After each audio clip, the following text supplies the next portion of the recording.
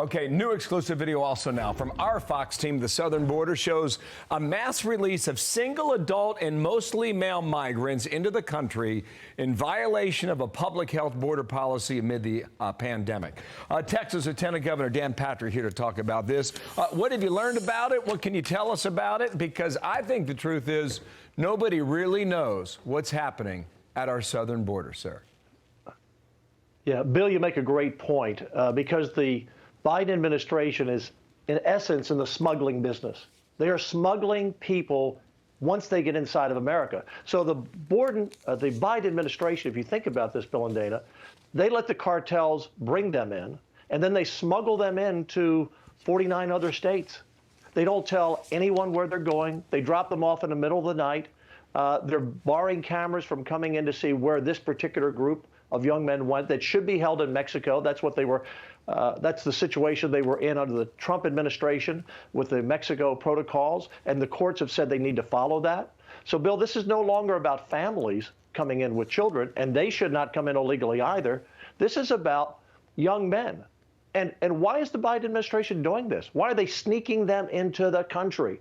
They are complicit in smuggling people into America. Sir, the point, to take it one step further. Yes. When our cameras are not there, how often does this happen? How often does it happen at nighttime, et cetera? I want to show you a number here from December. We were waiting on this number. Yes. The number of encounters at the southern border is 178,840. A year ago, I mean, you were still high, but you're only at 74,000. Right. That number on the right, when our viewers are watching the NFL playoffs this weekend, okay, and they're watching the Chiefs and Bengals at Arrowhead Stadium. Arrowhead Stadium seats 76,000 people. That number on the screen is almost 2.5 times the number of people who can sit inside of that stadium on a given Sunday. And we saw that many encounters in 30 days, sir. Yes, Bill, that's why we're spending nearly $4 billion of our Texans' taxpayer money to start building the wall. We sent thousands of National Guard to the border. We're doing everything we can. But the Biden administration is helping to smuggle people into this country. And it's for a purpose. They want them to become citizens. They want them to vote one day because they see that as a grab of power. And they don't care who dies in the way. We are going to have a funeral this week for Border Special Agent, DPS, one of our troopers, Anthony Salas. He died last week. He was killed. It was an accident after he'd apprehended some illegal immigrants.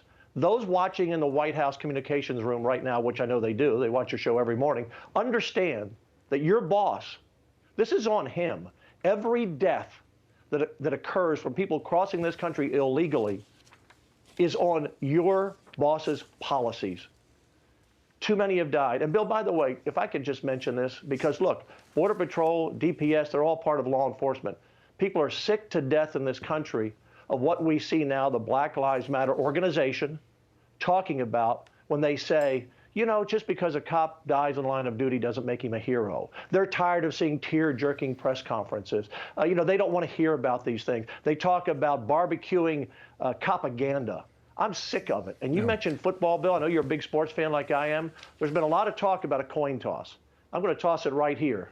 The NBA, the NFL, and corporate America needs to decide heads or tails. Heads, you're with law and order and you're with police, or tails, you're with an organization, Black Lives Matter, that believes that when an officer dies in the line of duty, that he's not a hero. And it's not acceptable. Corporate America needs to wake up and get off this organization. I have 15 seconds. Why has Joe Biden never been to the southern? Why has Joe Biden never been to the southern border?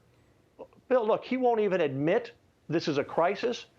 He's either sleeping at the switch or he's doing this purposely. Now, I know they call him Sleepy Joe. He's not that sleepy. He knows what's happening on the border. He's allowing it to happen. He doesn't care that Special Agent Anthony Salas died last week. I bet he hasn't called the family. I bet he won't be at the funeral. I'm tired of going to law enforcement's funeral, whether they're border agents or police officers, by his policies. To that point, we'll see if that question comes up today at the White House briefing when that occurs. Thank you, Dan Patrick, there in Texas. Thank you, sir. Good luck down there.